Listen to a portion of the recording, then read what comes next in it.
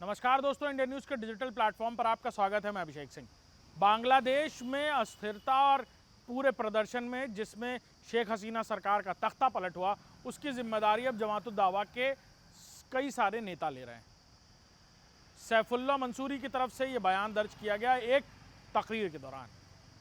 आपको बता दें कि भारत में आतंकवादी हमलों के मास्टरमाइंड रहे और कई सारे आतंकी हमलों में शामिल रहने वाले, उकसाने वाले और भड़काने वाले भाषण देकर कई बार लोगों को भारत के खिलाफ इस तरह की साजिशों और जिहाद की बात कहकर इस आतंक के रास्ते पर लाने वाले हाफिज सईद के आतंकी संगठन जमात उद दावा ने बांग्लादेश में हुई राजनीतिक अस्थिरता का पूरी तरह जिम्मा लिया है। जमात उद दावा के कुछ नेता सैफुल्लाह मंसूरी ने बाकायदा एक तकरीर के दौरान ये कहा कि हमने 1971 का बदला ले लिया।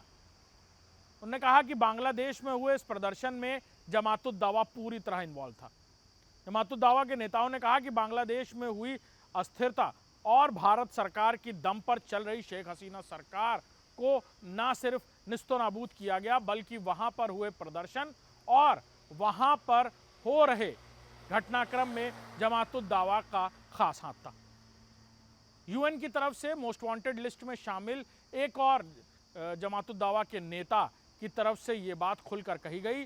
पाकिस्तान में एक तकरीर के दौरान उन्होंने कबूला कि 1971 का बदला हमने बांग्लादेश में भारत की मित्रता वाली शेख हसीना सरकार का तख्ता पलट कर ले लिया है।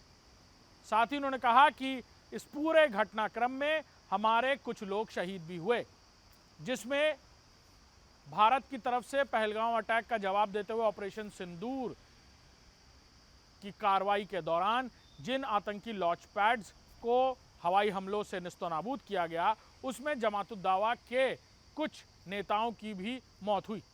तकरीर के दौरान इन जमात उद दावा के नेताओं ने मुदस्सिर का नाम लिया और कहा कि इस हमले में उसके चिथड़े पर खच्चे उड़ गए।